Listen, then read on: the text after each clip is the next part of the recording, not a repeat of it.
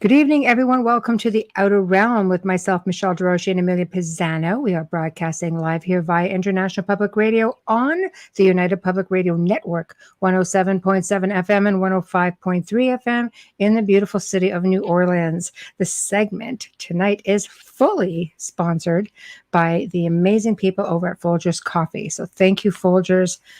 Nobody loves you more than us, just saying. So tonight, of course, we welcome back Dr. Rita Louise, and she will be discussing empaths and narcissists. This should be a lot of fun. In order to participate in the show, you will notice we are streaming across at least 8 different platforms, one being Twitter, one being Twitch. Of course, there's International Public Radio, there's UFO Paranormal Radio YouTube channels, and there are the networks. I believe there's 3 of the networks' Facebook channels also that you can just get on there and feel free to get in chat. But the only way you can really interact with us and get an immediate response will be UFO Paranormal Radio on YouTube. And please tag Amelia if there's something that you want to know or you want a response or an acknowledgement. Otherwise, we can see all the comments here. And I love Folgers more than you do, Michelle Millins. I don't know. It depends on the time of the morning, maybe, because I don't. We struggle to get it here, but right now, let me tell you what. We are grateful. Very grateful. Yeah. So, with that being said, we are cute. Clear and good to go. Here we are. So. All right, we're good. So I see somebody got in to see the nail people today. Go stay up and watch for aliens. Oh, got to stay up and watch for aliens. Yeah, that'll help. Sorry. Oh, wow. Yeah, not me. I do it. Yeah, I do it. I like alien watching. Absolutely. Nope. I'm down. Nope. Nope. Not doing it. No. I wonder if they're narcissists or empaths. The aliens? I don't know. Has anyone ever profiled one? I'm wondering.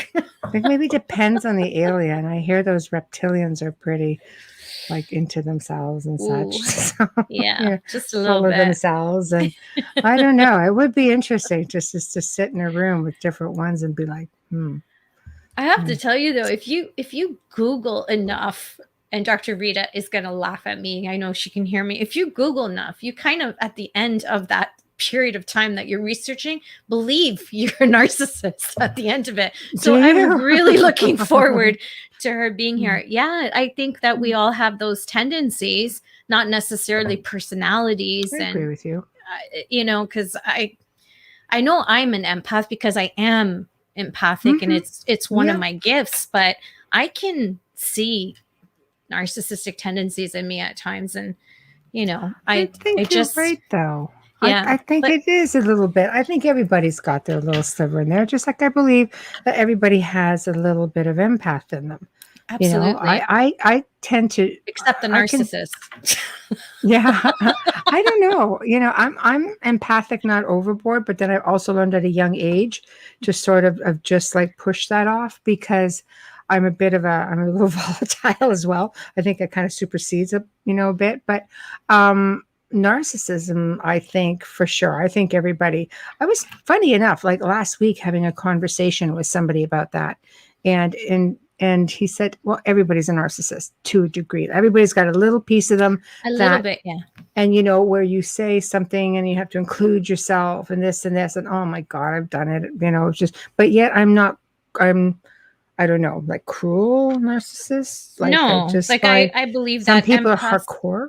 Yes, yes, right? And empaths are, and we'll be talking about this with Dr. Rita Louise. The empaths, I believe, sometimes their fight or flight comes in, and that narcissistic tendency comes in as a defense. But we will be talking about all of that. It'll be interesting because I want to know if narcissists are attracted to empaths. Can they sniff them out or something? I think I want to know. I think it goes both ways. Yeah, maybe. Seriously, it's true. Yeah, it would make a lot of sense. I can name more, and I hope you're all listening, family. I can name more. I can name more narcissists in my life than I can empaths, which is really sad when you start to think. It's really sad. But Yeah. I So think I've learned over the years how to deal with them a little bit better. I look for peace. I don't think I'm confrontational. I have to be attacked. I have to be attacked or feel like you're being attacked. or feel like I'm being attacked for me, but I will not go out and start something. Like I'll be in my family. I'm speaking for my family. How I am with other people, whole other ball game. Right. But I try to keep the peace, but I'm so tired of being picked at that I just respond now. It's just an automatic. Do you notice it more because, I mean, let's face it, we live in like difficult times, right? And we're going to ask Dr. Rita Louise the same thing, but just since you are empathic, and, and you clearly are surrounded by them, narcissists, do you think, are they worse maybe because we have lockdown and everything else and they're just not getting it out and spreading it around so they save it for you? Like, I don't know. I'm just trying to think of a way save it for like that one phone call a week. Like really? Yeah, I agree with you. I think we all are feeling it. We just deal with it differently. Right. For me, it's more, you'll see, Michelle knows me so well. Like I'm very down with this lockdown, because I'm not getting that social time. And I see Michelle here and we work together, but we used to see each other all the time. It's different in person. You exchange energies. It's different, Oh, for sure. And at least when we're when we used, like, for those of you who don't know, we were actually in a radio station here too. So we got to see each other every week. Yeah. And Amelia used to bring me like actually home cooked like special food. It was right after dinner. So I'm like, hey, I'll just make extra. Don't cook dinner, Michelle. I'm bringing you dinner. Yeah. It was a joy for me. I enjoyed it, Yeah, me too. Tremendously. And now I'm kind of like, and now she's like, I'm really craving. I go, don't worry. I'm working on all these recipes for when we can have that big party, like seriously. We're bringing out the French champagne, man. Like I'm serious. Damn lockdown has just ruined everything. More ways than one. Michelle's favorite wine is hard to find. So like I've been buying bottles and storing them, for that big night. For that big night. But like good. it's just crazy, right? It's just, I think I honestly believe it's affecting everybody tremendously. But I feel like, and I think that some narcissists, maybe it's turning them around. I don't want to say it's making them worse. Some of them maybe might be realizing and seeing what's happening and humbling themselves a little bit. We empaths feel sorry for narcissists. Gets us into trouble. We feel sorry for everybody, Michelle, millions. Yeah. We feel sorry for everyone. Yeah. Yeah. No, we tend to let people rent space in our head for free. Empaths do that. Yeah. Yeah, this is true. I don't know. Like I said, I learned to really long ago how to sort of separate some of that. It's not that I don't feel it. I think my skin's just a little tougher. That and your circumstances in life are different too. I think for me, because I felt that role that I had to take care of everyone, losing my mom at 27, I think that had a big role. Like it was like, the trigger for me that it just started to go crazy ass after that. Yeah. But I think that's what it was. Like I was always trying to look at why other people were reacting the way they were reacting rather than protecting myself. And when you're empathic, you pick up on their feelings. So if they're angry or sad, you take that on and don't know it's not yours. No, it's true. So the last thing I want to hear is you're moody, because I will kick your behind. I'm just moody. I'm not moody. I'm picking up your mood and I'm bringing it back to you. Yeah. So, well, hopefully we're going to find out a whole lot more about this. If Joe can bring on our special guest, our return special best-selling author. There she is. Hi. Hello. Lady. So are you thinking, when you heard us before the show went live, are you thinking, oh my God, I'm going to hang up now? Her mostly.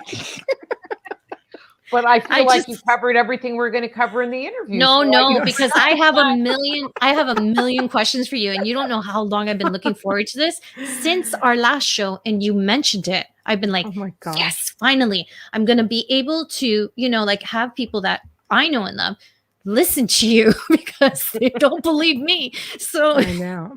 I know that was last week. Okay, Dr. Rita Louise is coming back. Oh, what were we talking about? Empaths and narcissists. Oh, yeah. Finally, dancing. I've been waiting for this. I've been waiting for this for months. I didn't realize it was next week. Calm down. So how are you? I'm doing great. Good. Good for you. Good. I hear look you. great.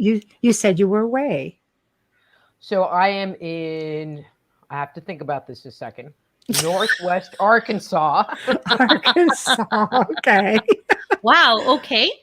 Yeah. Okay. And we're going camping and Nice. Oh, fishing nice. and, you know, so we're actually at a friend's house, and then tomorrow we're taking our RVs and going to a campground. Nice. And, you know, because they were like, well, can you go this week? And I'm like, well, I got this interview Wednesday night, so if I can like do my interview, then I'm game. Thank So- you. Oh, thank you. Thank you. Yeah, I know it's so hard because we do book, quite a bit in advance, and plans happen, things change, and we understand. So we're appreciative that you've still chosen to be with little Olas tonight. So like Well, you know, I camping. used to have my radio show, and so there is nothing more frustrating than, you know, well, it's 3 o'clock in the afternoon and your guest cancels on you, and it's like, Oh, it wouldn't be the we go first through time. that. Yeah. We go Thank through God that a for lot. waiting lists. Yeah. Right? Jesus. Yeah.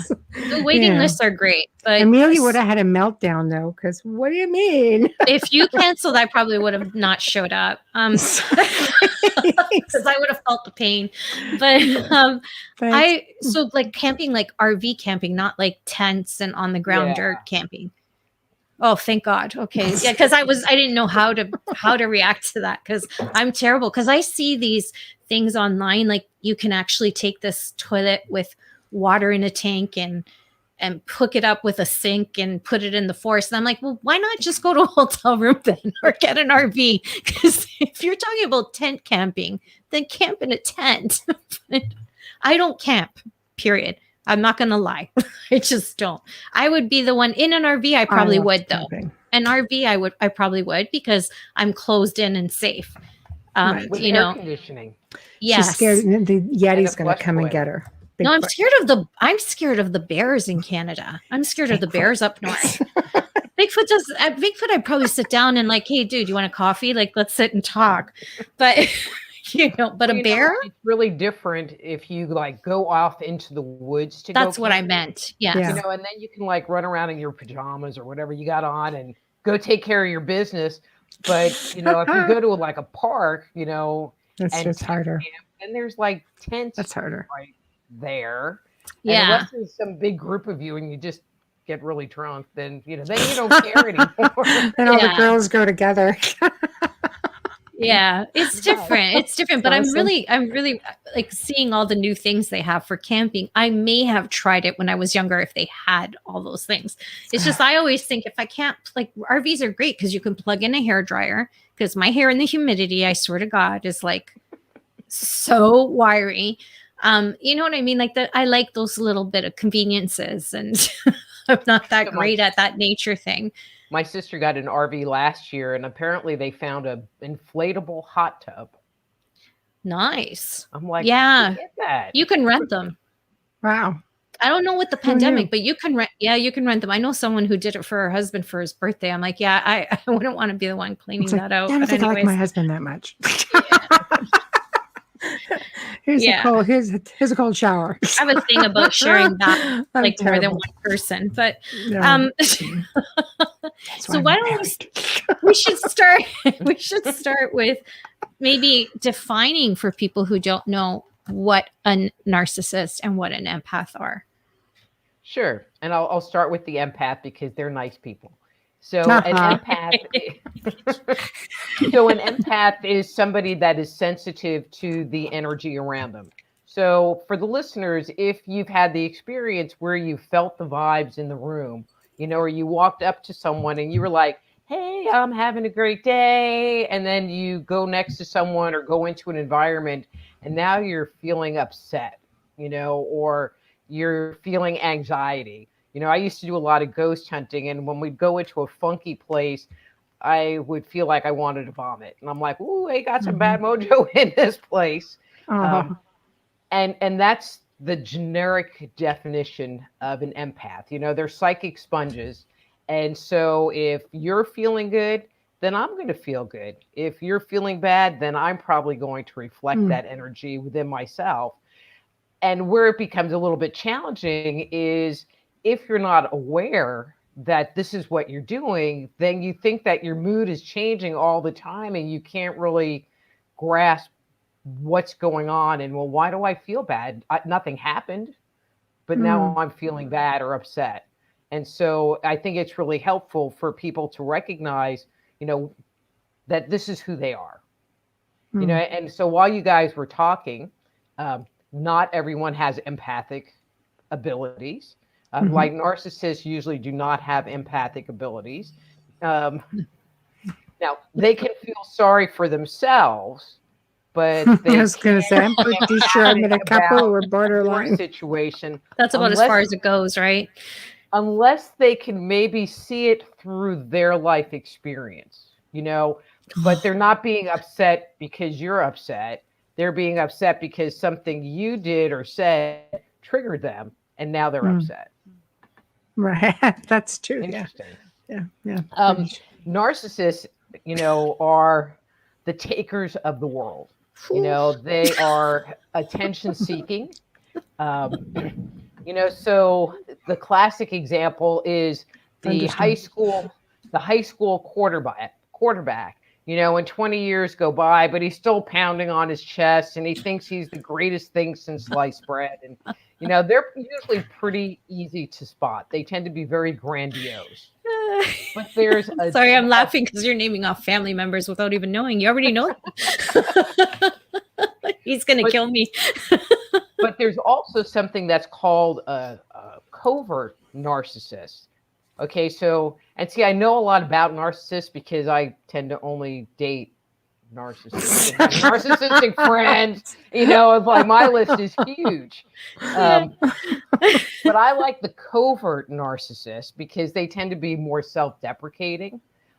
They are quieter. They don't run around with that grandiose attitude that they're better than God, and so they're harder to detect.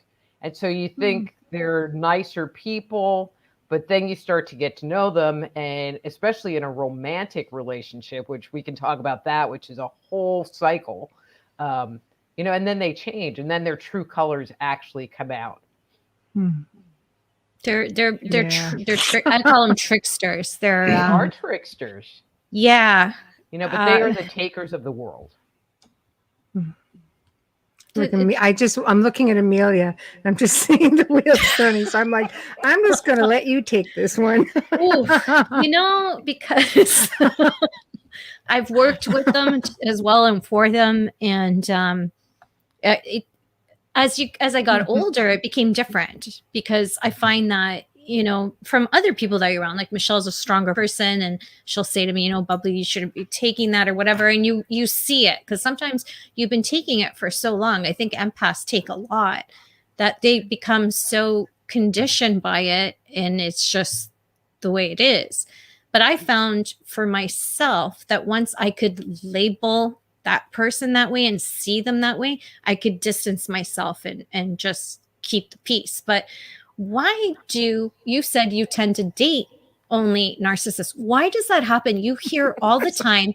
Is it like Michelle was saying before? Is it that the empaths attract the narcissists or the other way around? Or is it both? Do they just come together like twin flames and in some How do we stop it? Yes, that's the best question. Well, and we'll get to that. And that's why I named my book The Dysfunctional Dance of the Empath and Narcissist, because it really is a dance. And to me, the bottom line, and I hope this doesn't offend anybody where I'm going with this, but both the narcissist and the empath, especially the ones that get into relationships with each other, usually have early childhood wounding. I mean, there are narcissists that are born that way. They have, especially like if you're a psychopath, like Ted Bundy psychopath, right. They don't have any empathy. And that is more of a biological thing and not necessarily a life experience thing. Yeah. But narcissists usually have very deep inner wounding, which is why they became narcissists in the first place. And they put on a mask to cover up their hurt and their pain. An empath, and you'll find this, Amelia, you'll find this really interesting. So this is my assessment, is that the empath, okay, so people can come on into the earth as being very sensitive, and so that's that kind of base level empath sensitivity. But if you come from a home where there has been abuse or trauma or neglect, what the child ends up having to do is they put their tentacles out to make sure the world is safe, to make sure people are safe, that mom is safe, that dad's not drunk, whatever that situation is. Yeah.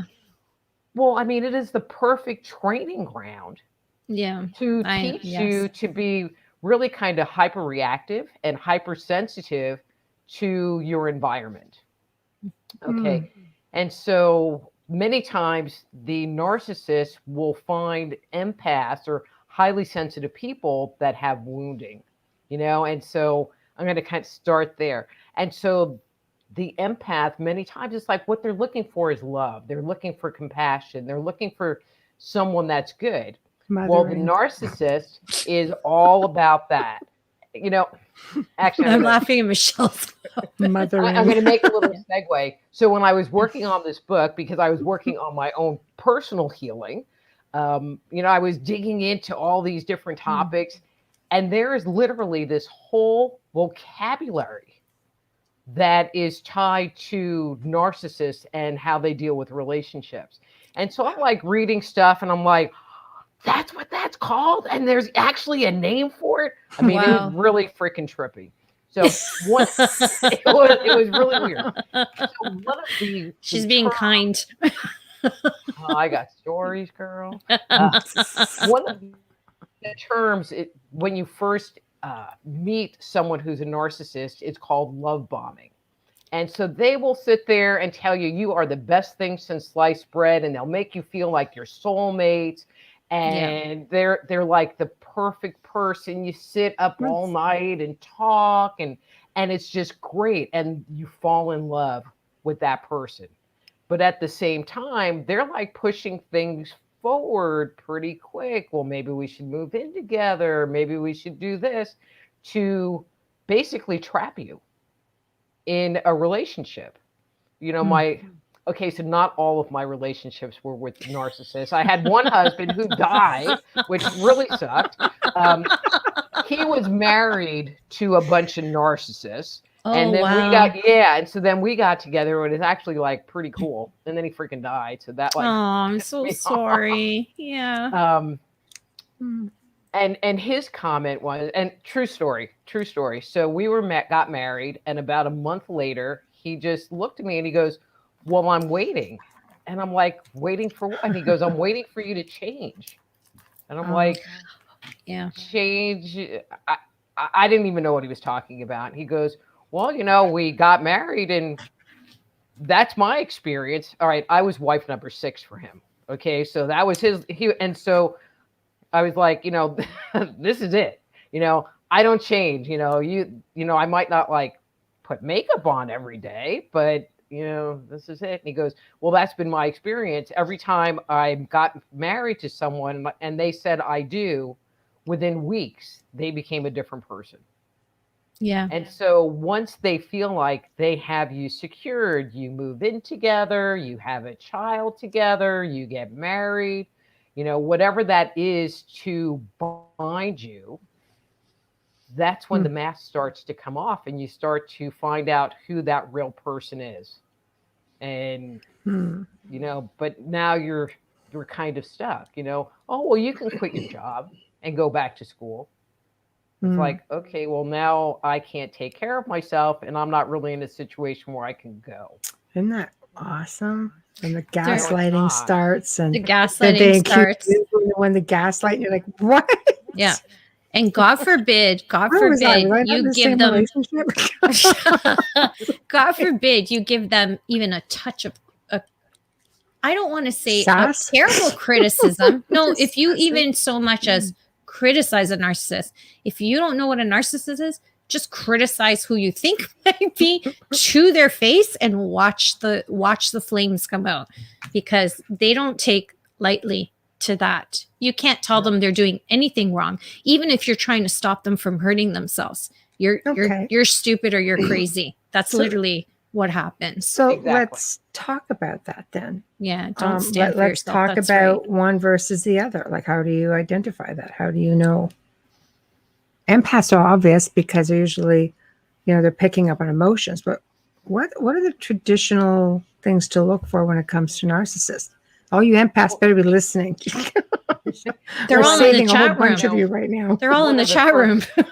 One of the first signs is that love bombing, where they're just Right. right there. They want to talk to you on the phone. See, this was my big downfall, man. I would spend hours on the phone with these guys. I didn't know that was love bombing. Yeah. But then once the relationship starts to develop, they do things like um, start talking about your friends and your family to cut your ties off to them, or bring up things where now you're looking at them going, well, maybe they're really not my friends. And, maybe you're right, because you're still in that trusting place, because if you're a wounded empath, you're still getting the love, you're still getting the attention, you're still getting the adoration that you need to feel whole, because of your own wounding. And so it just becomes this open door. Plus, many empaths, especially the wounded ones, are people pleasers, and so they're willing to take care. See, I know You got me like so out there. Honestly, I'm like so exposed right now. Absolutely. But they start, so as a common people pleaser, you sit there and you start doing stuff, you do the dishes and the laundry, and, because they're doing other things. But then over time, they stop really doing anything, and they stop doing anything they don't want to do. So I was with one gentleman, he did like doing yard work, and he took a lot of pride in mowing the lawn and edging it, and so I always had a nice lawn. But that was pretty much it out of him.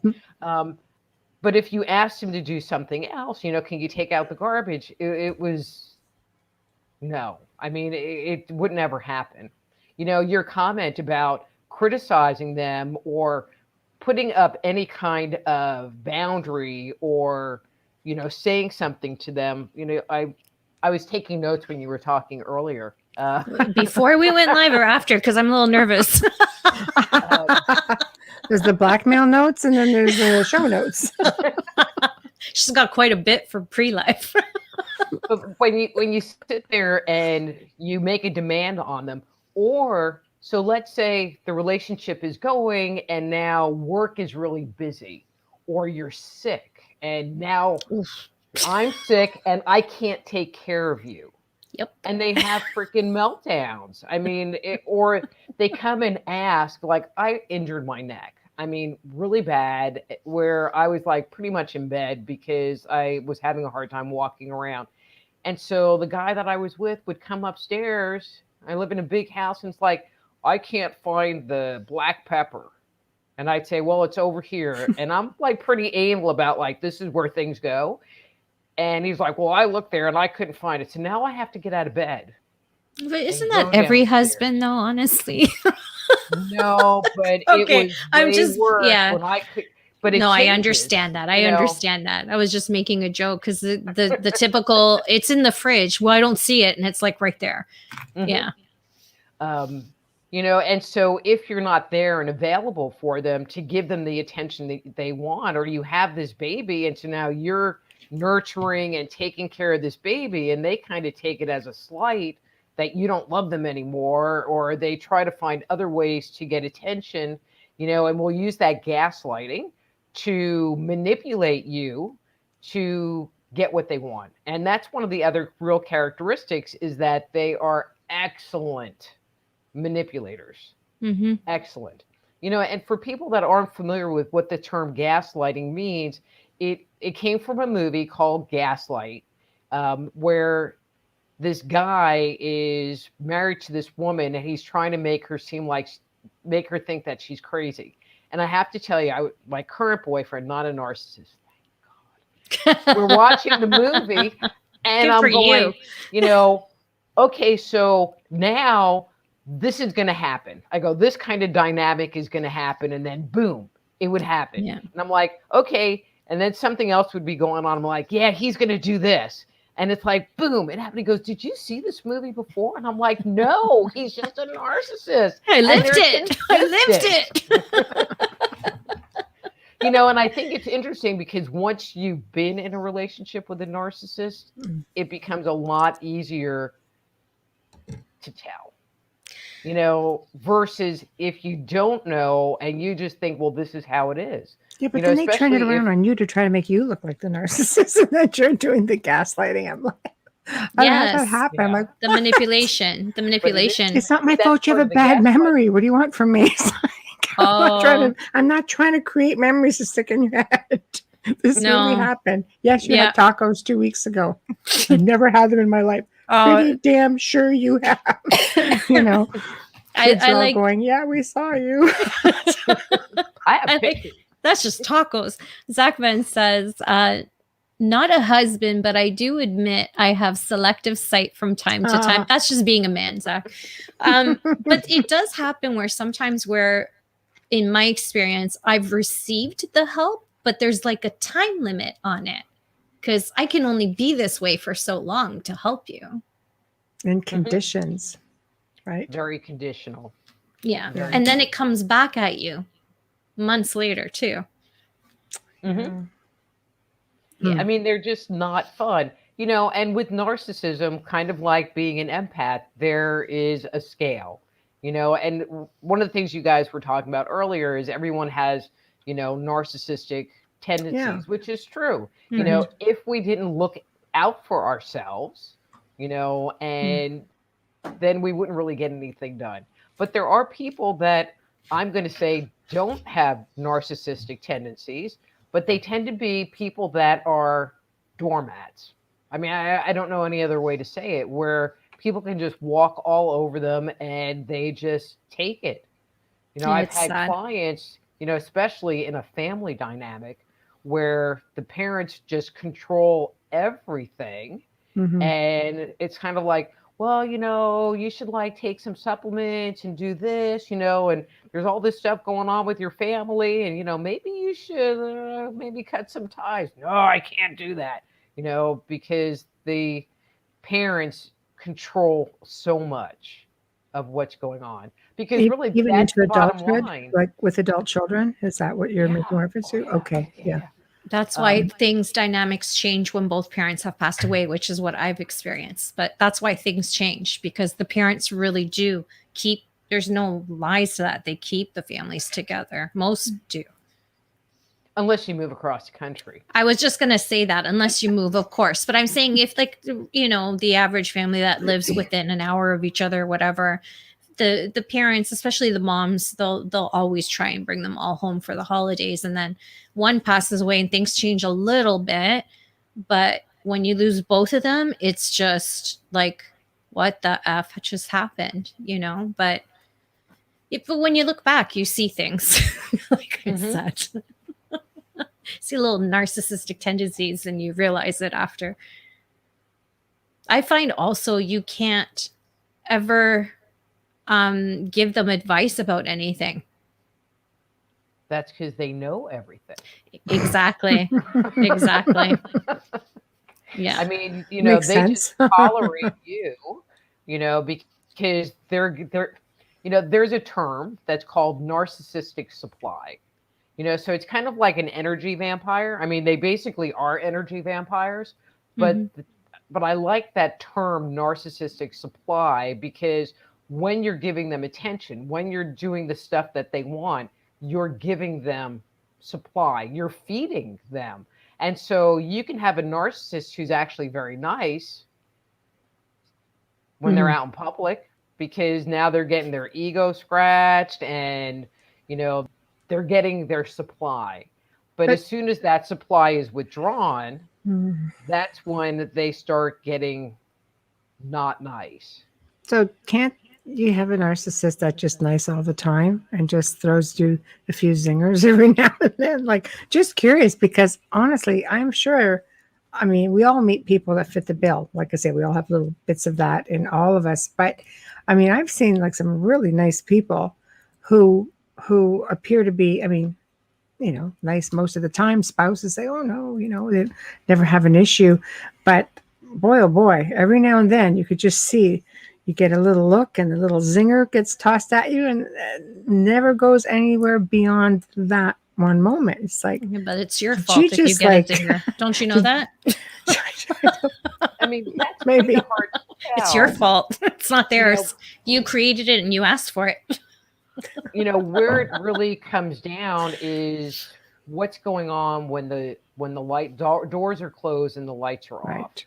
I mean, it is very, I don't want to say very common, but you hear the story of the pastor, and everybody loves the pastor and he's a great guy, and then he goes home and he treats his family like crap, because that's the real him.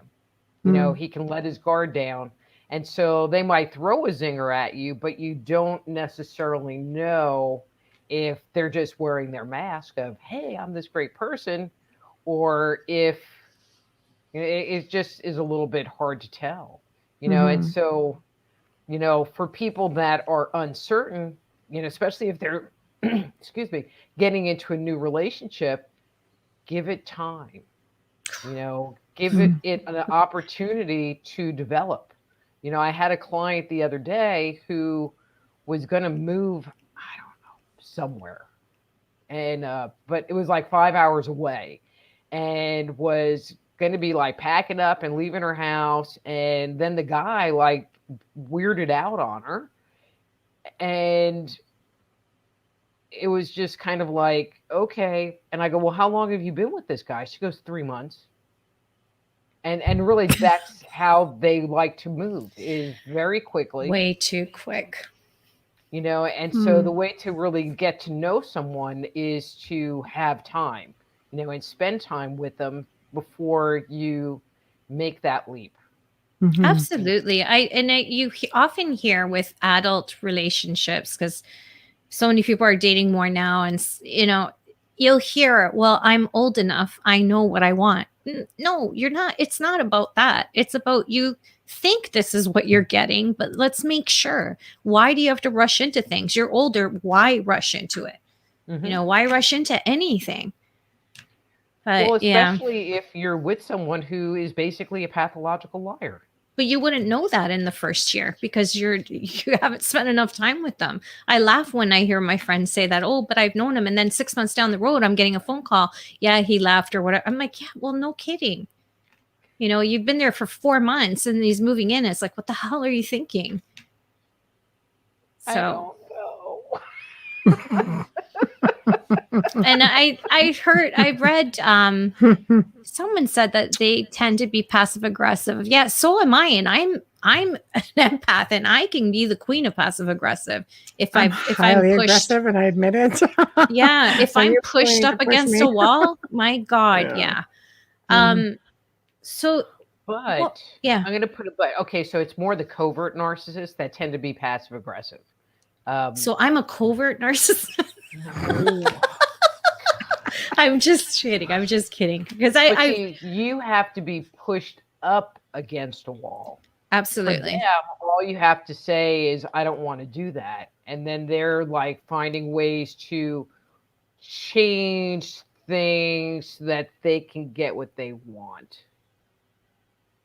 But they won't like say anything to your face. So they use passive aggression. They use their passive aggressiveness, to manipulate. But versus, all right, I'm at my wit's end and I'm putting up a boundary and saying we aren't going any further.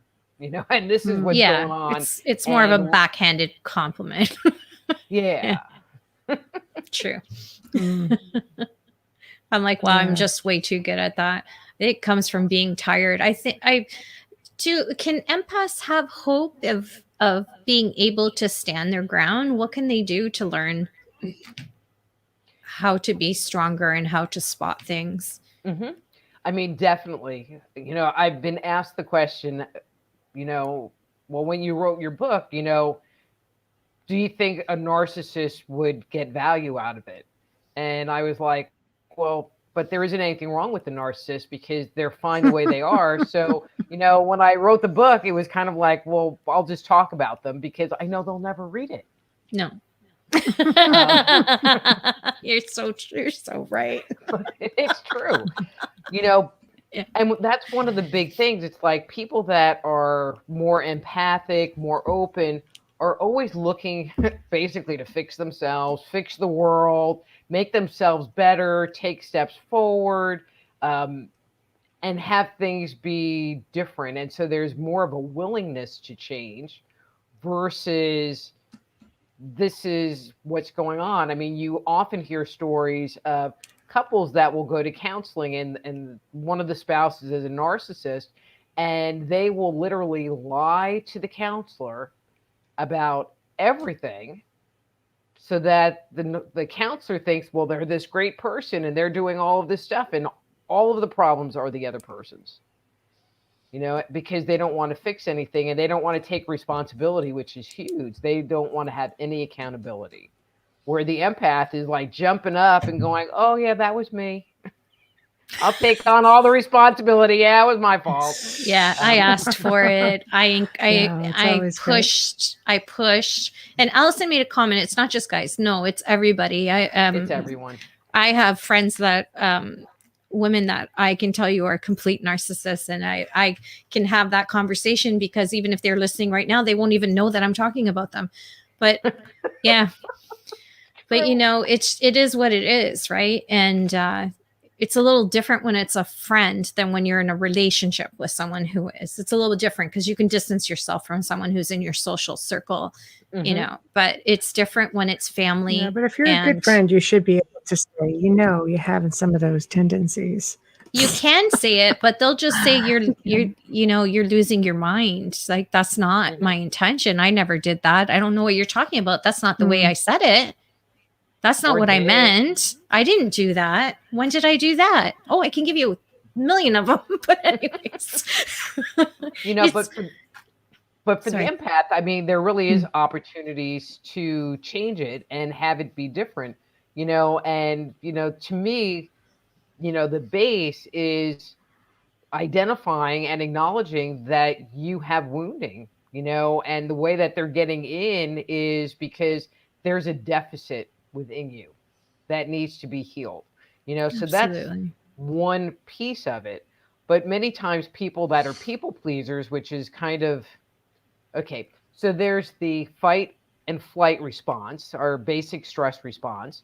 There's also what's called the freeze response. Are you familiar with the freeze response? Oh, no. Okay, so the fight response is like, I'm going to get angry and I'm going to fight with you. Yeah. The flight response is, oh my God, look what's going on, and I'm going to run away.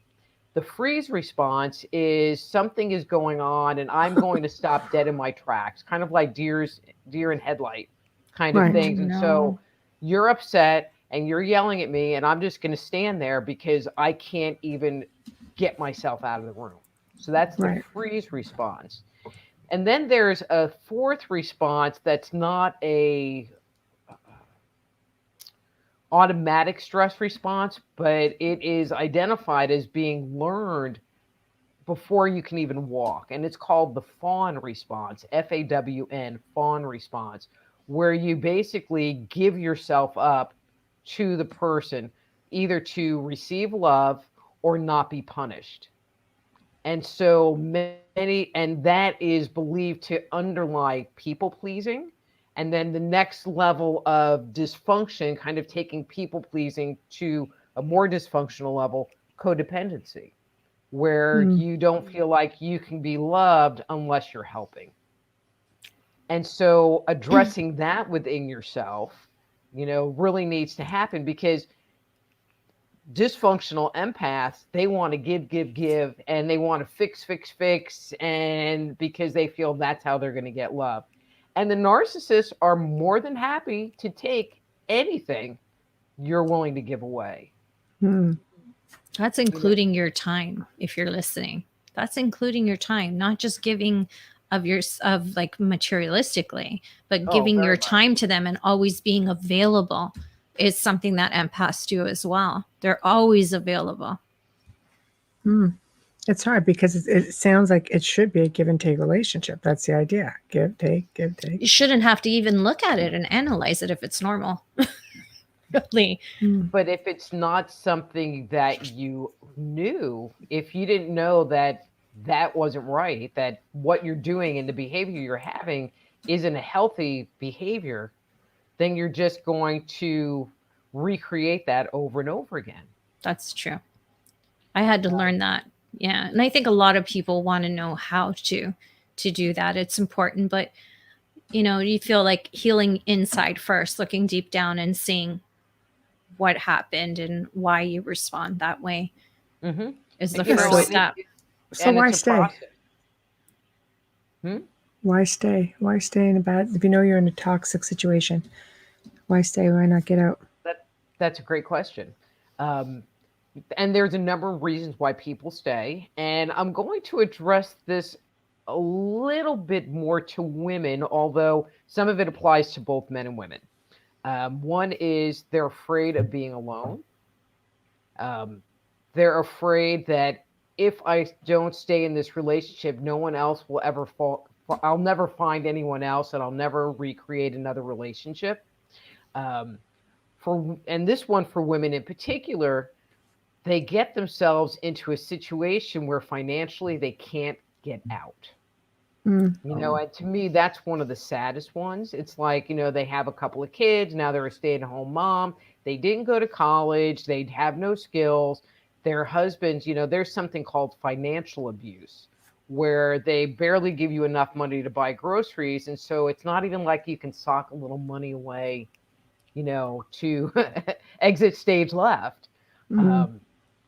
Sometimes there's so much abuse. I mean, because if you're a narcissist, and I'm not saying all narcissists are violent, but they can be, they can go into what's called narcissistic rage, where they kind of flip out on you. Not all of them do, but some of them do. And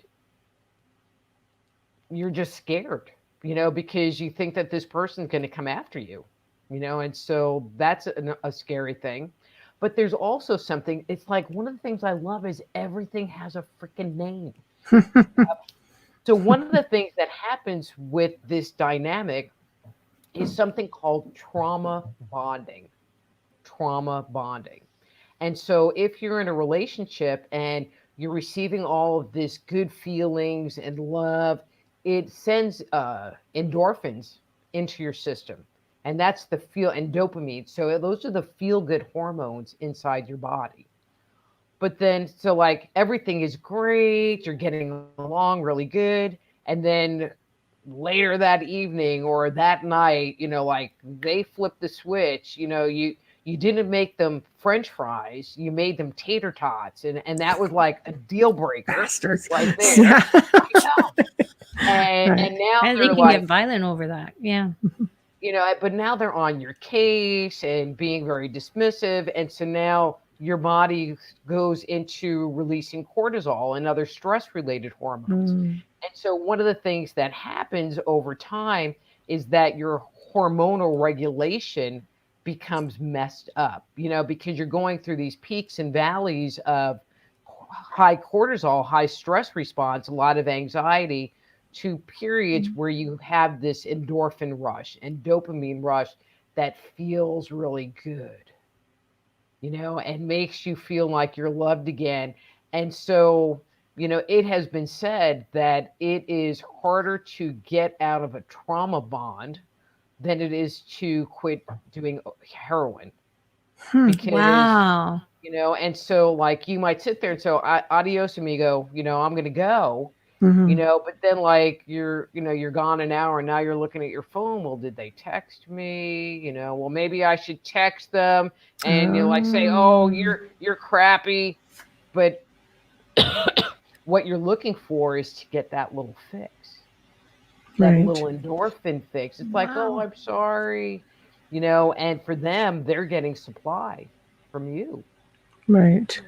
Wow. And that's actually fairly common. And you do see it, I think, especially with young people, just getting into, I say young people, probably late teens, early 20s into their 30s, just getting into their first real solid relationship, actively looking and just, I can't tell you how many people I've known over the years who have, it is just like that, just sitting on the phone, or I'm not going to go out in case the phone rings. Mm-hmm.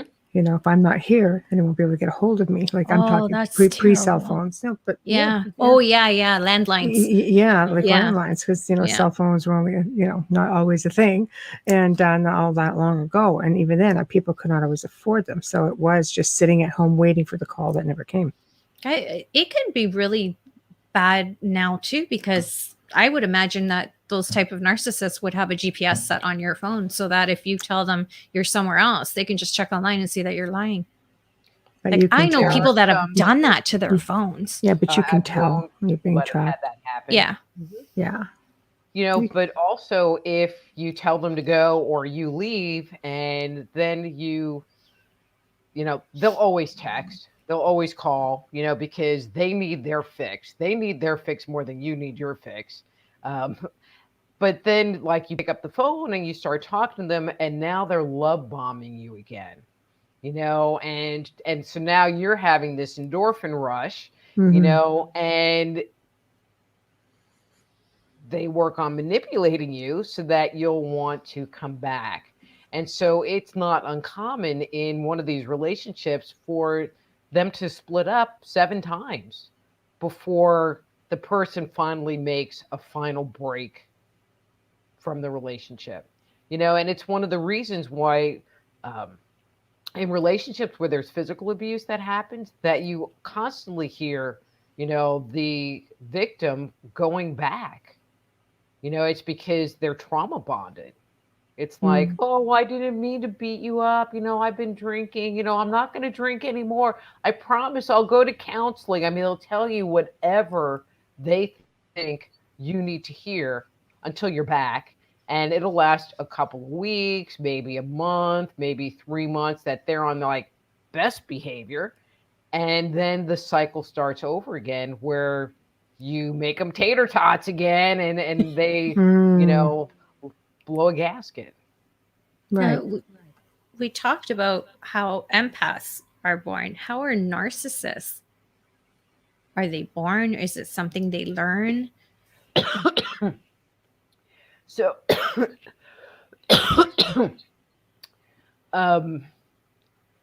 I think that there is a physiological piece for some narcissists, but many of them are just really wounded, that they have their own trauma. One of the things that I felt was that if someone is an empath and something happens, they have hope. They're able to reconnect with source, they're able to ground, and they have hope that one day this is going to end. Where the narcissist doesn't have that belief. It's kind of like, so they have to come up with plan B in order to get their needs met. It's so they just have an expectation of their needs being met. And it's kind of sad because you see that a lot more in young people today, where parents, they don't say no, and the kid will, so narcissist husband, he had 2 kids, which, I finally figured out that I got to be the, like, live in, have sex with nanny. But his son, I took him to Walmart before I even, like, the relationship was really early, and he wanted something and I said no, and he literally sat on the floor in Walmart and started crying and having a hissy fit. Now, if he was 4 or 5, yeah, you pick them up, put them in the cart. pretty much. Yeah. But he was 9. Oh. Yeah, he was 9. And I was like, sorry, dude, I am so out of here. You can sit there and cry, but I'm going to the car. Fortunately, him and his brother turned out to be actually very nice young men, but man, that was a tough road to hoe, making them be accountable and responsible for what was going on and not just placate them. It's kind of like, okay, so I want this. No, no, no. But I want it. No, no, no. But I want it. No, no, no. So after a half hour of that, it's kind of like, here, just take it and leave me alone. But now you've just taught them that all they have to do is bug you enough and they're going to get their way. And I feel like in today's society, a lot of young people are being taught that. Everybody gets an award and everybody gets a prize, and there's not any requirement that you do anything or be responsible for not doing what you're not doing because everybody gets a prize. So are we as parents creating narcissistic children that go on to be narcissistic adults? Yes. Essentially what you're saying. So it's our fault. Damn it. That's what I was going for. You don't hold accountability is a big one nowadays. No one takes accountability, accepts responsibility for anything. There's always a way out. Or they blame it on someone else. I mean, I've had some parents who would bring their kids to me for sessions. And, I remember one, it was a girl, she was like 19, 20. And she was so depressed, just depressed. And I looked at her and I said, well, that's because you don't want to do anything. It's like you graduated high school and now there's this expectation that you go get a job and show up every day and do the work and know after a month you're not going to be the president of the company. That's just life. And she could not do it. I mean, she just couldn't handle it. Because so she couldn't be a functional member of society, basically. It was just too much for her. Right. So take care of me. But it was really a choice. Yeah. Right. That's interesting. You're not doing anything good for your children that way. You have to teach them life skills. It's not just saying no. It's a matter of teaching them life skills. It's important. It's very important. Being accountable for your errors is you have to be able to do that to function in a job and working with colleagues. And, it's just part of life. So I have a hard time with, I often say this generation is self-entitled, and I mean it because I said it's all of our fault. I don't see people allowing their kids to work as teenagers. They might tell them to work later when the workload is even heavier when you're going to university. And I'm not saying I'm a better mom because I have very many faults. But, I started working at a young age, and I had my daughter because we have a family business working at a young age as well. And I think it's important to have that kind of responsibility and understand that it takes this many hours to get that, rather than it should be given to me. Or it's teaching them, the responsibility, like, well, if you want this, so with the boys in particular, my line with them, and it's all about an equal exchange of energy. Now, I'm not expecting that if I give you $20 to go out to lunch or whatever, that I'm expecting the $20 back, but I'm not, but I'm expecting something. So what are you going to do? Basically, because if you're just going to sit there and want stuff, but you won't do the dishes, or I have to fight with you to do the dishes, then that's not an equal exchange. That's not working for me, And I told them early on, it's like, and if you don't buy me a Christmas present, you ain't getting jack. You're funny. I just was, I think it's just important to be real, with your kids and express what's going on. If someone at home is listening right now and they're starting to think, oh gosh, I'm raising a narcissist, how can they put a halt? How can they put a halt on this? What's something they can do to figure out if they are, and how do I change this?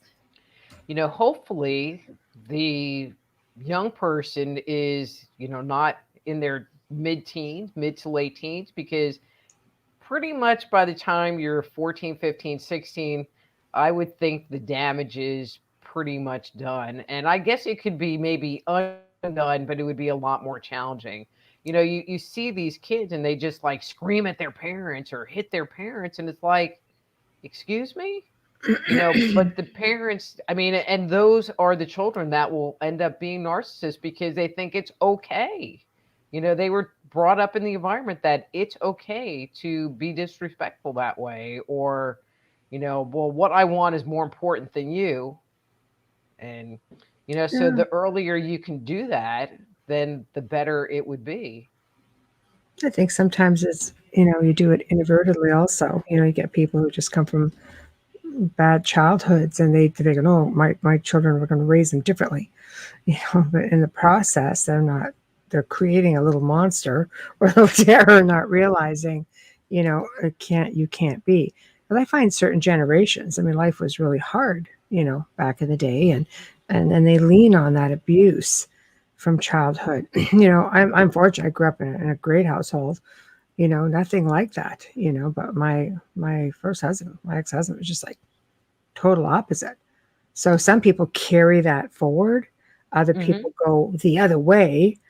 It's almost like you're damned if you do, you're damned if you don't. You end up with the same results in the end when it comes to how your child rearing, goes. So it's like, Well, I mean, abuse can be generational.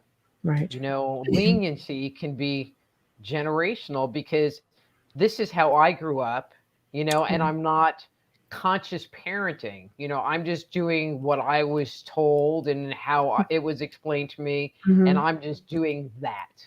Right. And not engaging in what's going on. Yeah. Balance is hard.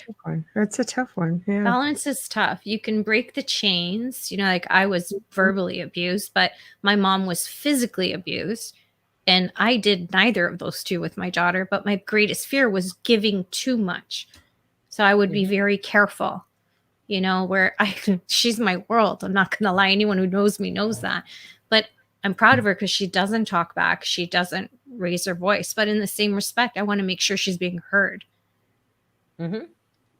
It's balance is tough as a parent. None of us, we don't have a handbook, so we do the best we can. But it's I just think, I don't know. Do you find that people who are raising narcissists sometimes are just that, and that's why? Well, I mean, sometimes it's a narcissist raises a narcissist. Or you could have multiple kids in one family, and these two are empaths and these ones over here are narcissists, which creates a very interesting family dynamic. And then you have to deal with that, as an adult, with that internal family relationship. You remember Dr. Spock, the baby doctor book? Yes. Yes. Yes. Oh, now we're aging, all three of us. Yes. I saw it on eBay. Yeah. Let's go with that. Actually, I think it was in print since like the 50s. I mean, that book's been around for forever. I have it on my bookcase shelf. I'm not lying. But that was like the book on child rearing. However, even Dr. Spock has come out and said that some of the things that he told parents to do, like if your baby is crying, leave it in the crib and let it cry it out, was not good advice, because it creates abandonment issues in the child and it makes the child not feel safe. Yeah. But then now you have these adults who were abandoned because Dr. Spock created like a whole generation of screwed up people. My mother abandoned me. Yeah, that's true. And so now they're trying not to do that to their children. And so instead of like finding the middle ground, they go and they do the opposite thing, which creates. Oh, wow.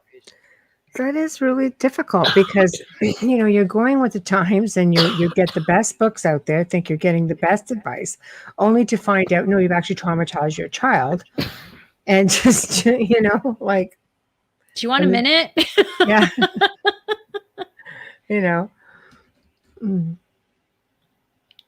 child grows older and goes, She I put some- remember when you didn't come upstairs and I was crying and you left me crying for like half an hour. I was 4 months old.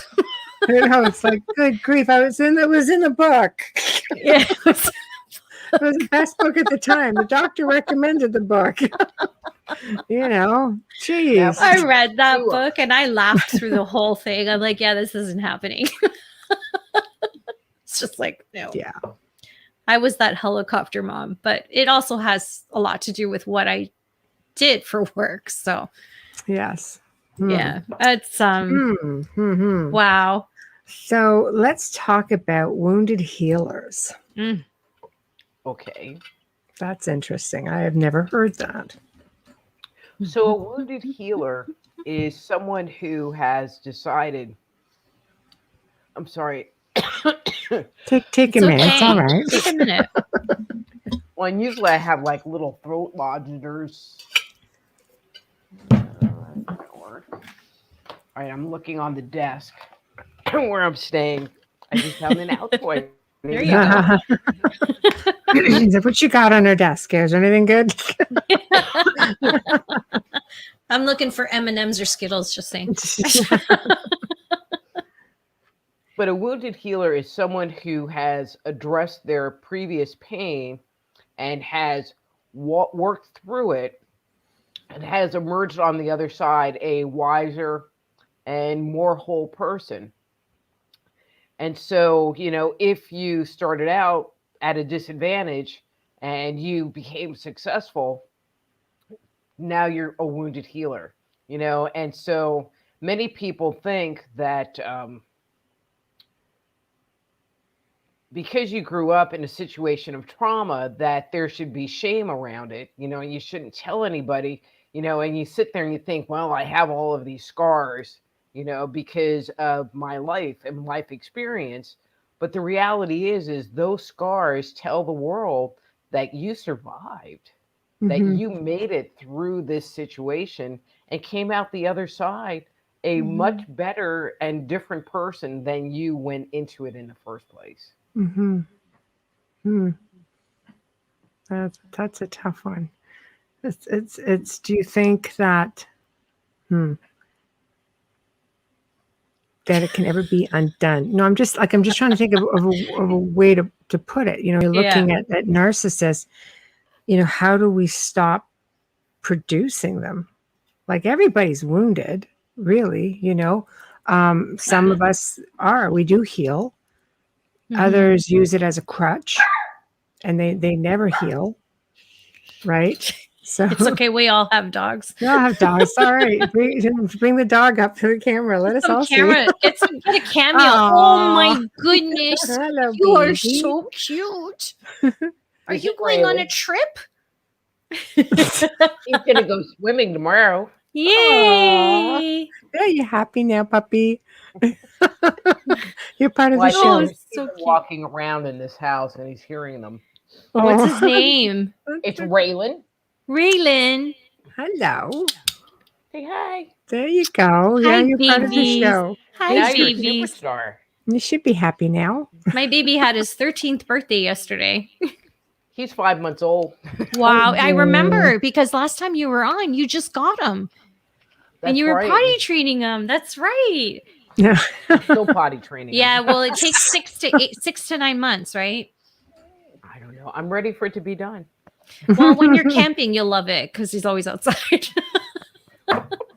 That's awesome. Yeah. So how do we stop producing, a generation of narcissists? We're all wounded. It's either a Ouch. crutch or you move on from it. How do you get away? But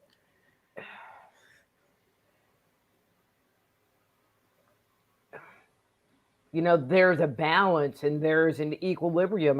They're both wounded in their own separate ways, looking to heal, and there are stories of actually having two empaths, that get together.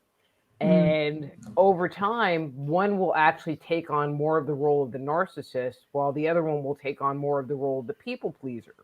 And so, because if I'm the people pleaser and you say, hey, well, let's go do this, but I don't really want to do it, I'm still going to say, oh, okay. So now over time, I'm teaching them that I have no boundaries and I have no Mm. self. And so they will move into that role. And so you could think, well, maybe that person really is a narcissist, but the reality is I trained them to treat me that way. Hmm. Yeah, Which what you comes back to allow. the boundaries thing, and so it really is about that balance because you're going to look for someone that's going to create that equilibrium in you. So the more wounded you are, the more screwed up person you're going to try to find. Now, what about two narcissists? That would be very interesting. So you haven't seen it I yet? knew you were going to say something like that. That's like World War III. Because they would probably just fight with each other all the time. I mean, maybe if they have like some narcissistic tendencies, and they can kind of get along. But if they're like hardcore narcissists, Yeah, because that would be constant tug of war, right? I'm in control. No, I'm in control. Manipulation on both ends, and I couldn't even imagine. But I'd like to sit in that room and just watch it, because I'm just so curious. Because you say that two empaths, one takes on a little bit of narcissistic tendencies. With two narcissists, where you have one who's more hardcore, one who's less. That one that's less, do they take on more empathic? Yes. Okay. Yes. Makes total sense. So they try to balance things out. Mm-hmm. But in any relationship, you're always trying to find that level of equilibrium. With the empaths in particular, they're always looking to find that balance point. I mean, I don't know about you, Amelia, but I know for me, it's like, if there's a bad vibe in the room, I'm looking at trying to like, what do I need to do to have it not feel bad or have it not feel funky? Throw light. Throw light. That's where my people pleasing skills comes in.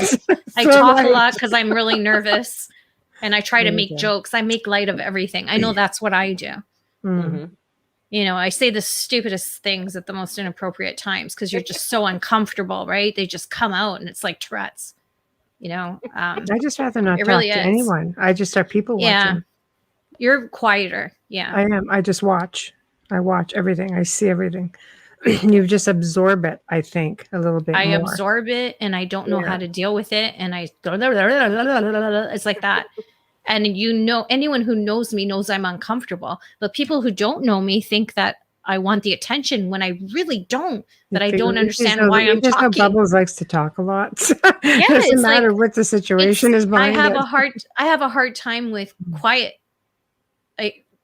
Quiet moments when there's other people. I have a really tough time. I do. Mm-hmm. It's I get anxiety. Yeah, but that's how your anxiety is presenting itself, So maybe when you find yourself in those situations where you're talking all the time, you need to stop and take a deep breath and go, okay, what's making me be anxious?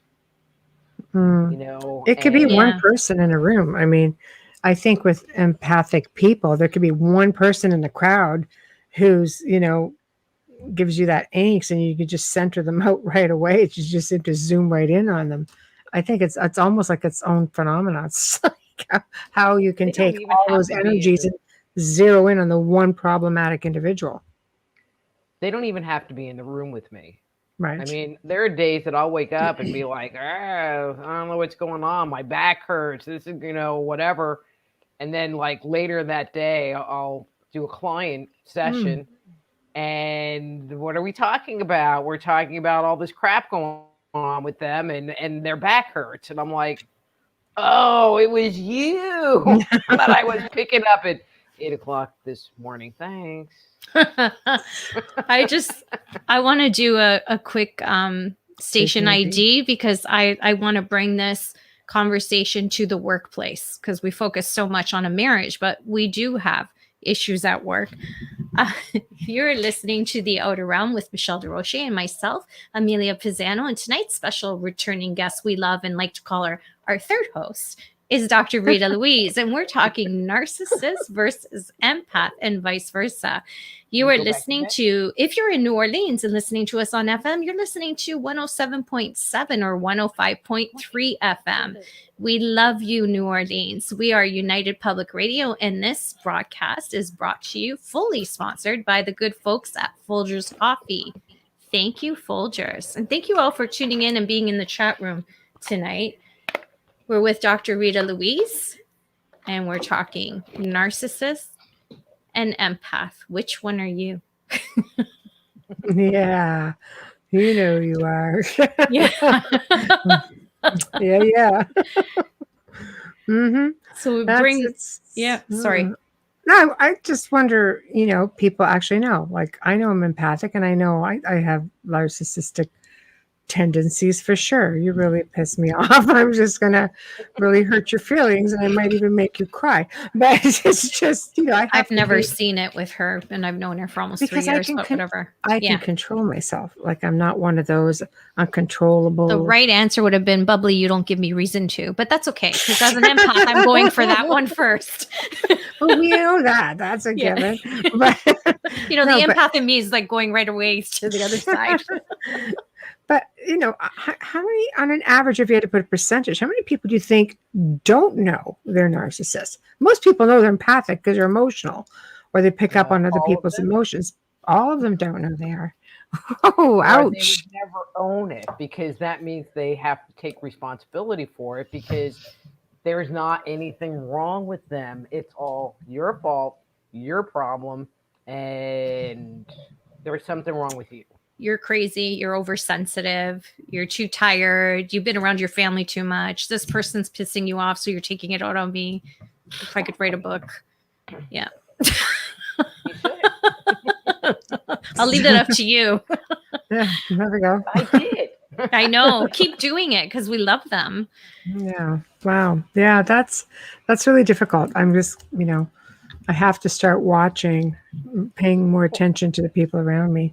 Because I don't label people, And the saddest part is that they're not really interested in changing, and they're not really interested in fixing something. And part of it is, for them to change, they would have to look inside, and people that tend to be empaths, they tend to be way more self-reflective. And well, what could I have done differently? Okay, well, this is really uncomfortable, Where a narcissist they just move on, because if they're not getting what they want from you, if they're not getting this kind of supply that they want from you, they're like, I'm out of here. Or they start looking for someone else, and they, get on chat rooms, and start messaging other people, and they need to be stroked. They need the ego stroked, basically, with somebody who's just going to fall all over them. But that's because why they fall in love with the love bomber. Yeah.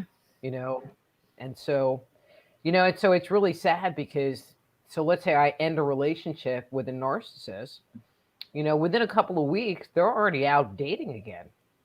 If not, then a few days later. If they haven't already started to line someone up prior to leaving you. Because now I'm taking care of the baby, so I don't have time to take care of you and your needs in the same way. Wow. And so now I'm going to go over there and start getting my ego stroked over there. But now I just found out that that's what you're doing, and I kick you out. Well, now they just go to that person.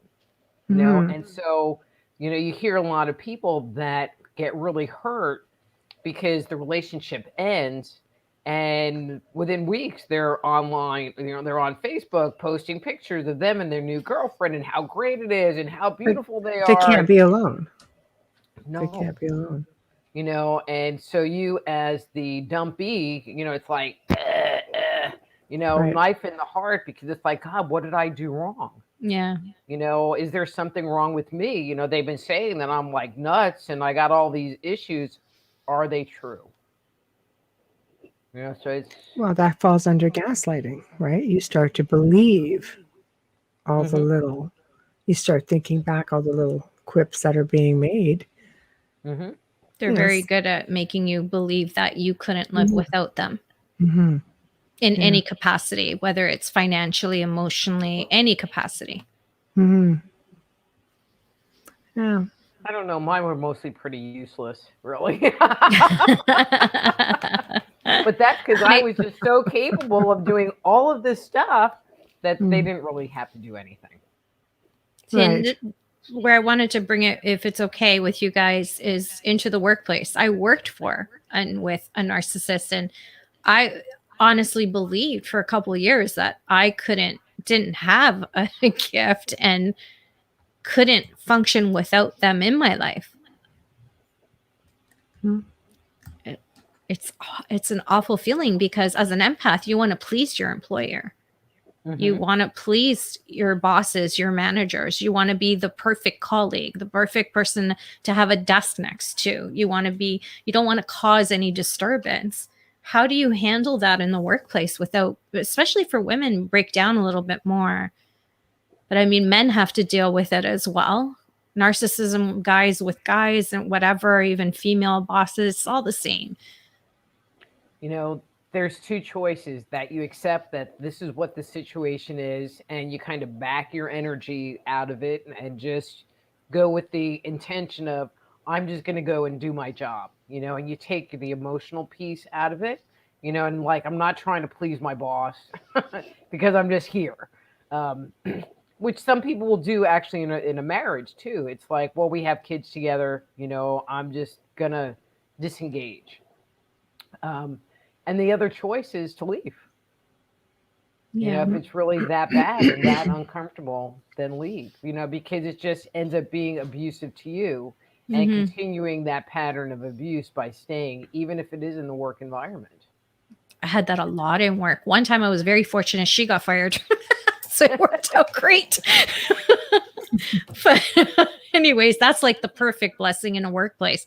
But yes, sometimes if people are working with family, that's a tough one too. If you're partners and you've got that going on and someone can't get out of something, what are some good tips for them to be able to cope with it, and how can they start? It's got to be a mindset, right? I mean, it's a mindset. There's something, yet another term called gray rocking. I never heard that. And so where I've heard it used, but I could see where it could be used in the workplace as well, is that you just give basic questions or just give basic answers to questions. And so, well, how are you? I'm doing great. But you don't ask back, how are you? Because now you've just engaged them in a conversation. And so you just keep everything very clear cut, professional, but they want to engage you in the conversation, but you just don't give them the opportunity. You just give yes or no, minimal answers to what they're wanting from you, and just call it good. Then you're here, is something wrong? Did you have a bad day? Is something wrong? Right. That's stuff you deal with after, yeah. But to keep the peace at work, like that one's tough. Some people can't leave their jobs. They have to stay there, financial reasons, whatever, growth, whatever it is. It's like, yeah, I could imagine.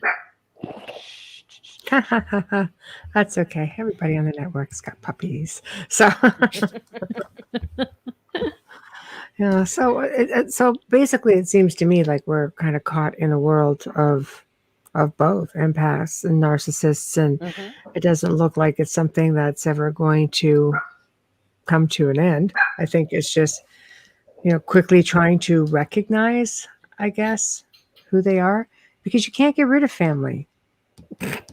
Well, family. You said that 3 months too late. Yeah. Dealing with family is like, graduate work. Dealing with your friends. I love that it's graduate work. It is. Dealing with acquaintances, you can just sit there and not engage with them. It's a little more complicated if you're in a relationship with someone. Right. But if it's your family, they know every single way to push every single button, and there's also in a family dynamic, we all have our roles, So I was the scapegoat. My sister was the martyr. My brother was, I mean, there was a million of us, but, my brother was the golden child. And so when you're in a room with your family, it's kind of like you always kind of go back to your role, So now you're coming from this funky place where, I'm the youngest kid and I have to like be the youngest kid role and not assert myself because I'm not the oldest, So it, there's also that dynamic that happens. Yeah, that's hard. Again, that's it's hard. graduate work. Yeah, no matter how old they get. Family, if you can navigate your family, you can navigate anybody on the planet. It's a lot of the "oh, woo was me" syndrome. Like drama. you can lose a pet, they can lose a pet. You're trying to be. I'll use an example. I'm not saying it's a case, but you could say, "Oh, well, I know how you feel because this, how we are with your pets is my baby." It's not the same. Okay. Not the same. Wow. Wow. Yeah. So what is that? I call that a one-upper. But see, that's kind of narcissistic. So I had to put my last poodle down. Her name was Bitsy. And the psycho narcissist guy that I was living with didn't want to take off work. And I had her cremated. I mean, and that was fine because I really kind of didn't want to go with him to deal with it. Yeah. And the cremation place closed at 5:00. So I had to have it done and be 25 miles away before 5:00. And he didn't get out of work till 4. And I'm like, well, if you're not going to take off work, then I'm just going to make an appointment. I'm not going to just call the vet and go, oh, well, I'm coming right now. I mean, I had to make an appointment. And so I got one day of him kind of empathizing with me and, letting me have my emotions. I mean, she was 14. She was part of my life, Yeah. And, but then the next day, it turned into, well, you didn't want me to go with you. And it turned into this whole thing about how I was treating him badly because I didn't want to wait for him to get off work so that he could go and support me while I put my dog down. And even though I said, well, I had to be there before 5:00, and I made the appointment for 10 because that's when they could fit me in, none of that mattered because I didn't wait for him. Well, it was me again. So turning the attention onto themselves, and I want the sympathy now. You have to feel badly for me. And then you get dissed because now I did this really awful thing because I didn't wait for him to put my freaking dog down. Your dog's licking your mic. That's why I was laughing. That's because he's a good helper. Yeah. Keeping it clean. Aw. He's like, am I doing good? How am I doing for my debut? Like, you didn't even brush my hair or anything. So sweet. Wow. Well, and I would have left him with the other people in the house, but he's a little attached to me and he will wail. Aww.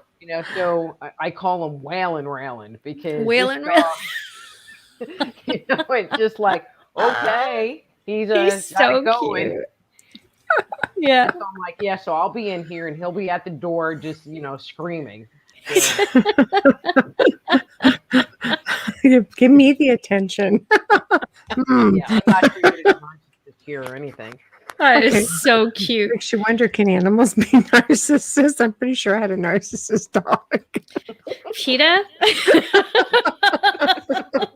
Yeah, it's a freaking pound and a half of it. It's all about me. Let's get up. We're getting up now. Dinner is served now. Blah, blah, blah, blah. That's what's going on. Oh. Well, So, but I think the important piece is that, people that are empaths that might find themselves getting in relationships with like mm, really crappy people, it doesn't have to be that way. That they can change who they are so that they're attracting different people, and better people. And the mhm, ones that aren't being respectful or mhm, acknowledging them, they can put out of their lives, mhm, and make different choices. If someone's not bringing you happiness, or if you're not happy, then why are you doing it? mhm. So, where can you really get help for something like that? I mean, aside from maybe going to a counselor or a therapist to just say, look, this is obviously something, because people will say marriage counseling, for example, but let's face it, they're going to put on a different face when they go there. They're Hmm. not going to say, yeah, this is me and all my pride and glory. They're just going to sort of get a little sheepish and make themselves look like a victim, or just be perfectly perfect. So I went to marriage counseling with one of the narcissists. And well, it's just really embarrassing That's because I've been good. married way too many times, and I'm in way That's Told the too many okay. narcissist, all relationships. right. You're trying. And basically after a few weeks, it came around that I was the person that had the problem, and these were the things that I needed to do so that he could be happy. Wow. But I'm the one that wanted to go to counseling because I was the one that wasn't happy.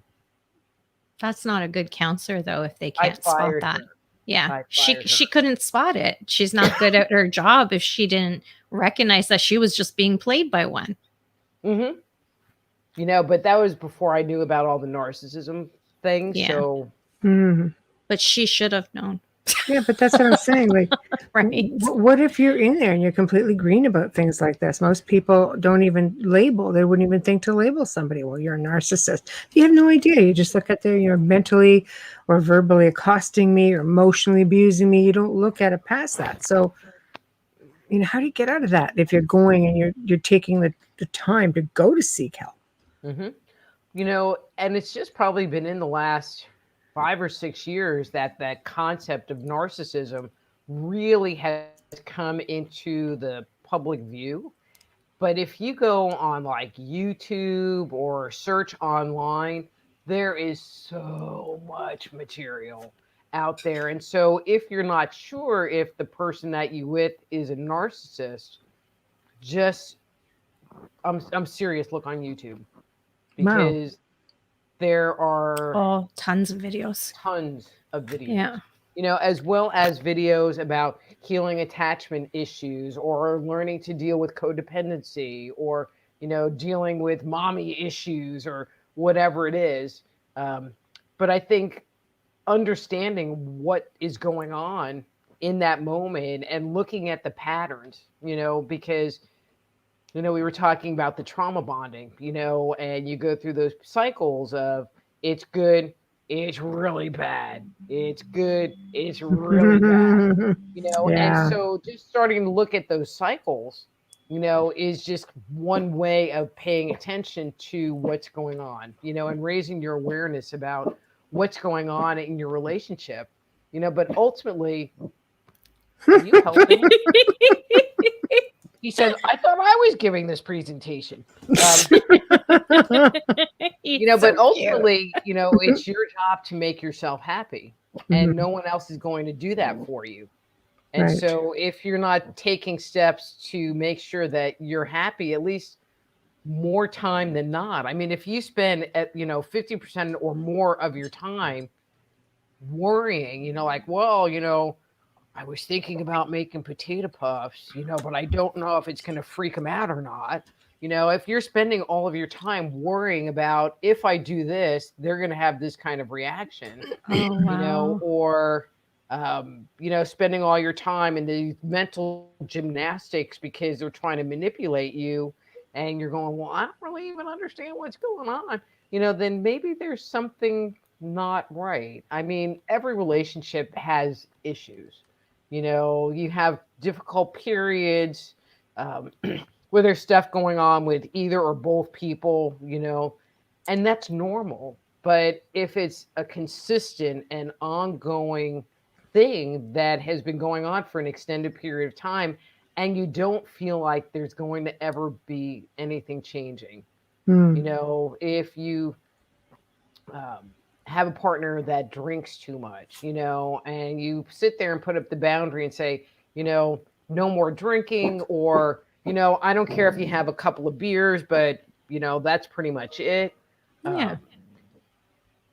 But if they don't sit there and respect what you have to say about what's going on, and then, they get really drunk, and then you're like, okay, you crossed the boundary. It's up to me to identify what the consequence is, and then I have to live with the consequence that I set. Versus saying, okay, well, don't do it again, or you need to go to AA, or you need to go to counseling, and then they change their mind, they don't want to do it, but I'm still not holding up the consequence I had. So I guess the key word is, having boundaries and then sticking with the boundary. Yeah, say what you mean what you say, follow through, basically. Just like parenting. Anything, yeah. Well, you are parenting if you're with in a a way. guy, it is. No. Yeah. Kind of is, Pretty much is, yeah. I want some of the worst narcissists that I've dealt with in my life, and I know other people that have as well, are ones who were either addicts or recovering addicts. They're one of the most difficult because everything's just blamed on the substance abuse. Mm-hmm. That is tough. That is the one time that I'm like screaming, just get out, unless they're willing to take care of themselves and change themselves. I mean, people can come out of addictions. They can work through it. I've seen it. They're incredible people after. But if they don't choose to, you have to know when to walk away from this as well. Because if somebody doesn't want to help themselves, it's like that angry drunk thing. Mm-hmm. A drunk narcissist is like hell. Exactly. And a lot of times people that have addiction issues, whether it's drugs, alcohol, gambling, sex, whatever the addiction is, usually there's some level of wounding that they're using the addiction to self-medicate so that they don't have to deal with it. And so the people that work through it and get out of it, are willing to look inside. But a lot of the times, those people are actually empaths, but the addiction, they allow the addiction to overrule everything. Wow. And then the addiction causes them to be narcissistic because the drugs are more important. The alcohol is more important than anything else. And you have to keep amping it up. Correct. Right. After a while, it's the boundaries that you just keep raising the bar. Is that right? Like you just have to keep, it's not enough at that point. Yeah, exactly. So it's not that every alcoholic or drug addict or whatever is a narcissist, right. It's that they're wounded, and it doesn't mean that they can't be a narcissist and be an alcoholic or a drug addict. But I think, okay, this is my 2 cents, is that a lot of them are just using it as a Band-Aid and then they just lose control over what's going on. I think it's the ones that choose not to do anything because they don't think that there's an issue. Those tend to be more the narcissists because there's not anything wrong. That's true. That's a really good point. I know. It's easier to get rid of the other half than it is to get rid of the family. You just got to wait out, You need to like roll with it one way or, that's where the zingers come in.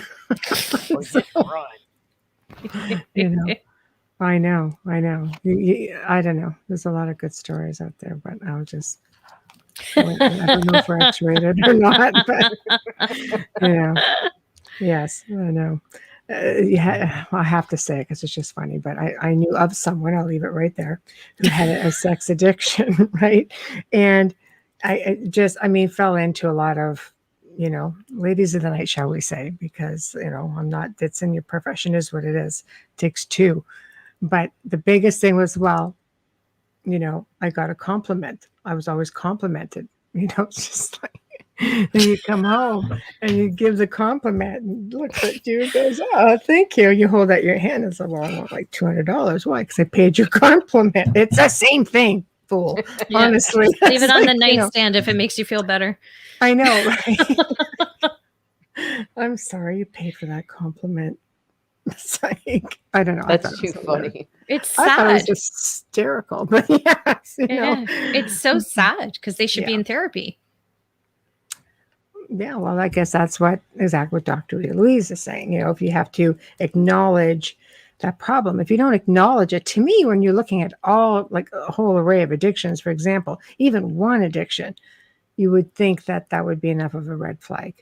But for narcissists, basically, you're saying the biggest red flag is this need to move very, very quickly, sort of wooing you and just taking you, treating you like the princess, putting you on the pedestal, and then rings on the finger and bam, honeymoon's over. The honeymoon might not be over like in a month, as Right. was suggested. Right. But yeah, I mean that's usually that's the first, Right. that's the first move in the chess game is Right. the love bombing. Well, that's what you But gotta your watch for. suggestion of criticizing them, or having Right. some kind of a boundary, will usually set them off. Right. I mean, that will normally happen. There's a woman, Lisa Romano, and I don't know. And so she has videos on YouTube about codependency. And I guess her dad was an alcoholic. So, I mean, she's coming from this place naturally. And, and her comment was, it's that people, you're always ending up around narcissists. I mean, because they're just people. Or you might end up getting into a relationship with a narcissist. And so that you can tell the person that's healed versus the person that's not healed based on how long they let the narcissist hang around. Mm-hmm. So if you're in a situation where it's not healthy, and you're not being respected, and then it is, your choice to either stay or go. And if you stay, then it's kind of on you. Yeah, it's like you're accepting it. Right. Right. I don't like it. So, word to the wise, but it's the best advice you can give everybody as we're nearing the end of the show.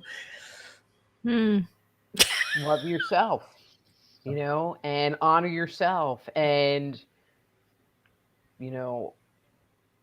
internalizing, well, what's right for me, or how does this make me feel? Because when you have boundaries, you honor yourself, you take yourself into consideration.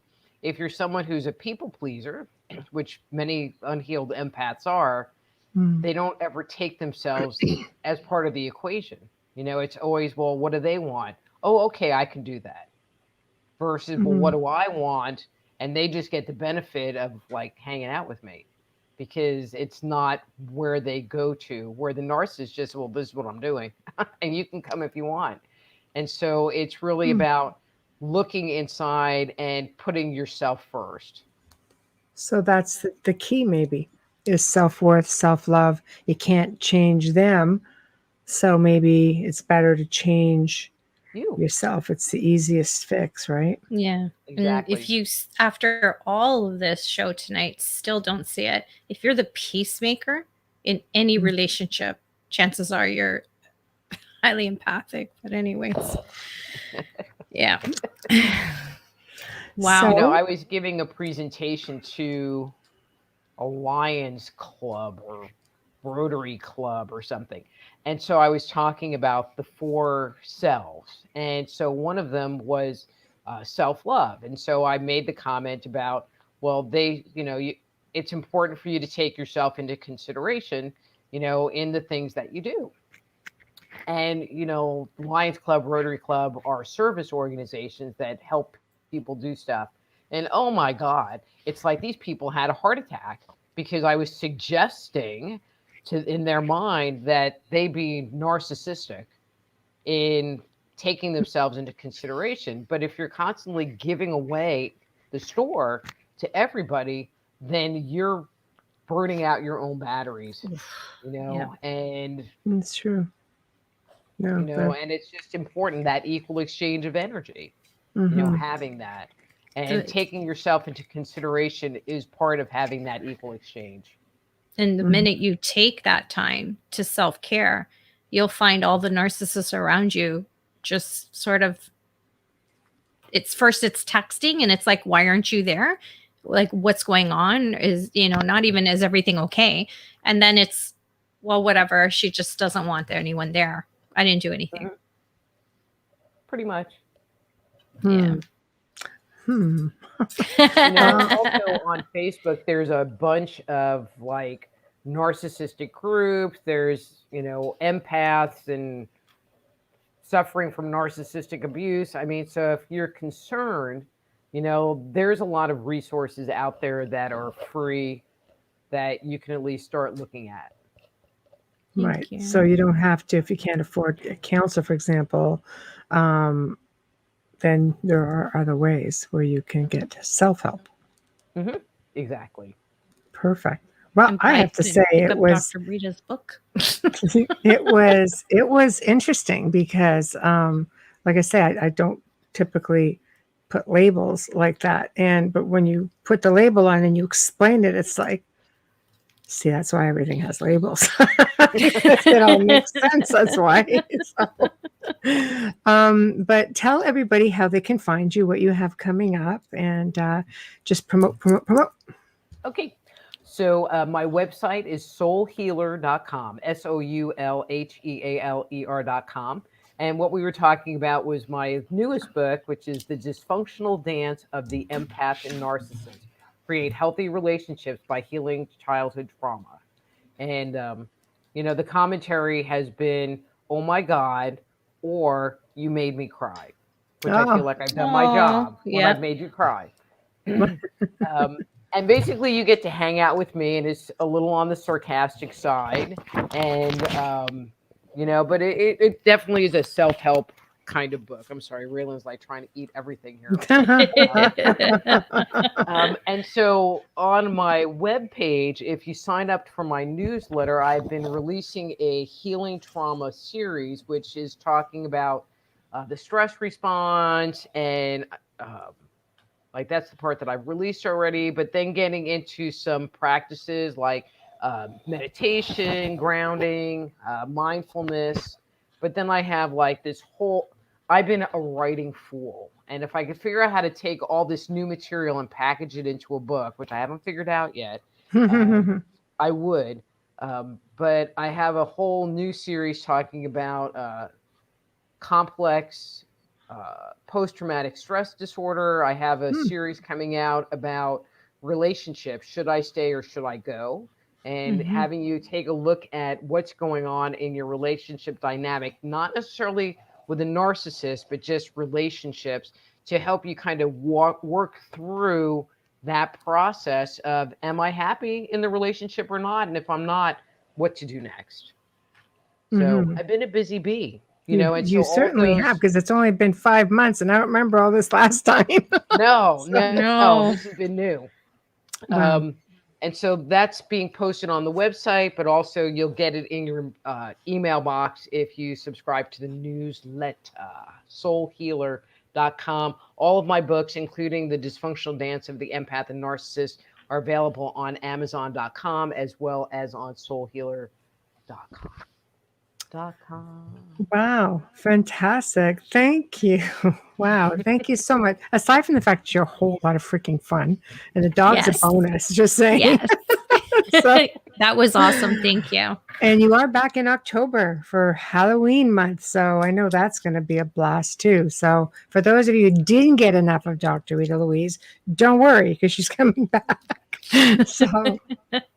Well, and I have some new material. So one of the things, I'm looking at the clock, I talk about is attached entities, especially in my ghosty type stuff. Yeah. And I have a whole new angle about attached entities that I don't know, it just came to me. It's like, oh, well, actually part of it had to do with this healing trauma series that I was doing research.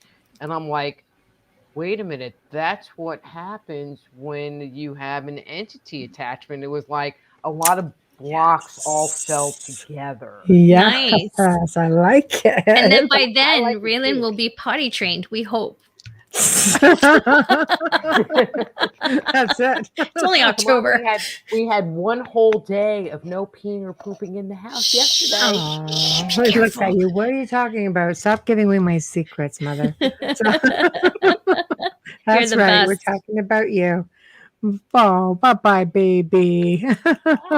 Bye. Have a great trip. Have a great time camping. Have Thank fun. you.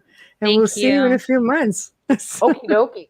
All right. Thank you. Night, night, Bye. everybody. Bye. Say goodbye to Dr. Rita Louise. And for us here in the Outer Realm, we have come to the end of another awesome segment. Thank you to everybody who tuned in, of course, in the chat room, to our special guest, Dr. Rita Louise, to our producer, Joe Montaldo, and of course, the biggest thank you ever to Folgers Coffee, who fully sponsors all of our shows now. So thank you, thank you, thank you. Remember to stop by our YouTube pages on International Public Radio and UFO Paranormal Radio and subscribe while you're there. Feel free to head over to the Outer Realm on Facebook, follow us on Instagram. If you'd like to drop us a line, go to the Outer Realm Contact at gmail.com. Again, the Outer Realm Contact at gmail.com. And a little bit more news here, people. Time to vote. So voting is open. So please go to www.podcastawards.com. Again, www.podcastawards.com. Find us, the Outer Realm, under the social category, and kindly cast your vote, hopefully for us. And while you're there, please find our colleagues. We have the Writers and Illustrators of the Future podcast under Education and Storyteller Drama category. The Centralist is under the News category. Science and Beyond is under the Science category. So go on over, show us some love as much as we love you. Come on back tomorrow night, and we welcome back Dr. Elliot Van Dusen, and he's going to be discussing his current research within both the parapsychology and the paranormal fields, and he's going to be touching on a case or two, and one of them seems to have a little bit of a twist. So I think it's going to be awesome because all of our guests are awesome, and Elliot's just a hoot, just a wealth of knowledge. So everyone, good night, and we shall see you again tomorrow night, same time, same place. All right, everybody, it's time for you to get out and nominate for your favorite podcast. There are 4 amazing shows I want you to consider for the People's Choice Podcast Awards, the longest-running premier awards event in the podcasting space, open to shows worldwide. You can vote at podcastawards.com and nominate the following shows. Writers and Illustrators of the Future podcast in the categories of education and storyteller drama. This show is based on the world-famous Writers of the Future contest created in 1983 by L. Ron Hubbard and provides writing tips and art advice from contest judges, winners, and industry professionals for writers and artists wanting to take their next step, along with the needed inspiration to keep on going. Next one, The Centralist in the category of politics and news. The Centralist is a much different news and political program. It is not opinion news, it's just the facts so you, the people, can make up your own minds on the different stories reported on. Listen as Joe Montaldo brings to you just the facts from trusted sources. Science and Beyond in the category of science and medicine.